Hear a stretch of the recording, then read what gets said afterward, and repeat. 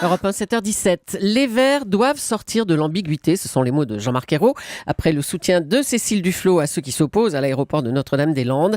Alors, sortir de l'ambiguïté, est-ce que ça veut dire sortir du gouvernement? C'est la question qui fâche ce matin sur Europe 1. Bonjour Noël Mamère. Bonjour. Merci d'être avec nous en direct ce matin, député maire de Bègles. Vous avez quitté Europe Écologie Les Verts l'an dernier pour reprendre votre liberté de parole. Ça tombe bien, on en a besoin ce matin de votre liberté de parole. On a senti ce week-end le retour de cette tension récurrente entre socialistes et écologistes après ces débordements en marge d'une manifestation d'opposants au nouvel aéroport nantais. Julie le disait, c'est le moment de quitter le gouvernement pour les Verts. C'est surtout le moment pour Jean-Marc Ayrault de sortir lui-même de l'ambiguïté, de faire un choix politique courageux et réaliste qui consiste à abandonner ce projet de Notre-Dame-des-Landes qui date des années 60, à l'époque où il y avait encore Concorde et les supersoniques, et qui est un rêve du XXe siècle, qui ne correspond absolument pas aux modèles de développement qui sont les nôtres aujourd'hui, et surtout à la nécessité que nous avons de lutter contre le réchauffement climatique et l'effet de serre.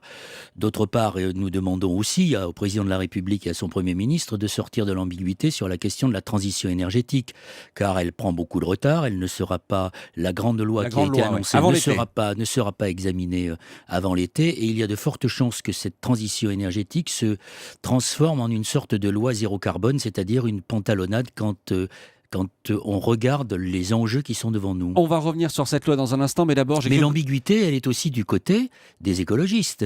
Parce que l'ambiguïté, elle était là dès la signature de notre accord électoral en novembre 2011, puisque nous avions pris soin d'exclure de notre accord la question de l'EPR, c'est-à-dire les réacteurs nucléaires que l'on veut installer pour remplacer les vieilles centrales qui sont aujourd'hui en fin de vie, et d'autre part la question de Notre-Dame-des-Landes. Et bien voilà, pour un accord électoral mal signé, voilà que le boomerang nous revient dans la figure. J'ai cru que vous alliez dire que, à Jean-Marc Ayrault, quand il dit sortir de l'ambiguïté, j'ai cru que vous pensiez que c'était à lui aujourd'hui de dire aux Verts de quitter le gouvernement. Nous sommes dans une situation telle que partir ou rester, ça équivaut à peu près à la même chose. Nous sommes dans une impasse parce que nous avons avalé tellement de couleuvres qu'aujourd'hui, nous sommes complètement déconsidérés.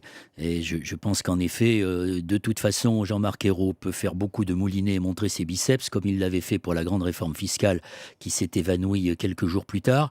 François Hollande n'a pas de majorité alternative. Il n'a pas de majorité alternative avec le Front de gauche, pas plus qu'avec François Bayrou et les centristes. Donc il est obligé de garder encore quelque temps ces écologistes qui l'embêtent et qui peuvent dire n'importe quoi, tout et n'importe quoi, pratiquer le grand écart sans se faire mal aux muscles. Alors justement, Bernard Debré, le député UMP, qui était notre invité hier soir sur Europe 1, a eu cette formule, il dit les socialistes et les Verts, c'est comme dans un couple, parfois, on ne sait plus trop pourquoi ils sont ensemble. Oui, au fond, on pourrait poser la même question à Bernard Debré. En l'occurrence, là, je pose la question sur les Verts et les socialistes. Pourquoi Jean-François Copé et François Fillon sont-ils ensemble? Et je pense que c'est la clinique qui se moque de l'hôpital qui se moque de la charité. Et on va se concentrer sur les écologistes. Donc ça veut dire que les partis de gouvernement aujourd'hui sont en très mauvaise posture et qu'effectivement, il ne faut pas s'étonner de la montée du Front National quand on voit ce taux de délégitimation des partis de gouvernement et des partis dits républicains. Moi, je suis écologiste. Ça fait longtemps qu'on se bat pour dire que l'écologie est un des outils de réponse à la crise qui peut créer des emplois, favoriser la recherche, favoriser l'innovation, comme l'ont montré un certain nombre d'autres pays. Je pense en particulier à l'Allemagne, qui n'est pas l'exemple absolu, mais qui en matière de choix sur les énergies renouvelables et les économies d'énergie a créé plus de 500 000 emplois. Aujourd'hui, l'Allemagne économise 20% d'énergie de plus que nous. Donc nous sommes dans une situation où nous sommes un petit peu les derniers de la classe et les écologistes qui sont au gouvernement, vu leur situation de faiblesse, n'ont pas réussi à modifier, à infléchir la politique du gouvernement et surtout une politique menée par des socialistes qui sont encore très productivistes et très ancienne mode. Il y aura dans les mois qui viennent la loi sur l'énergie. Elle doit mettre en musique plusieurs promesses de François Hollande, notamment la fermeture de Fessenheim. Il se murmure, c'est ce qu'on lisait hier dans le journal du dimanche, que la loi resterait assez floue sur cet objectif-là, notamment de Fessenheim. Ce serait l'humiliation ultime pour vous, pour les écologistes? L'humiliation, elle a déjà eu lieu, donc comme je vous l'ai dit, ça finit par devenir ringard de demander aux ministres de sortir du gouvernement, tellement nous sommes dans une situation pénible. D'ailleurs, vous venez de dire la loi sur l'énergie, donc vous n'avez pas dit la loi sur la transition énergétique. Déjà, le virus est passé dans la tête des journalistes qui ont intégré le fait qu'il n'y aura pas de véritable loi sur la transition énergétique. Et il y a déjà un bon exemple à donner. que le Premier ministre sorte de l'ambiguïté en acceptant qu'à l'Assemblée nationale, il y ait une commission spéciale qui réunisse la commission de l'énergie, la commission du développement durable et la commission de l'économie pour préparer la loi sur la transition énergétique. Et aujourd'hui, il y a un blocage.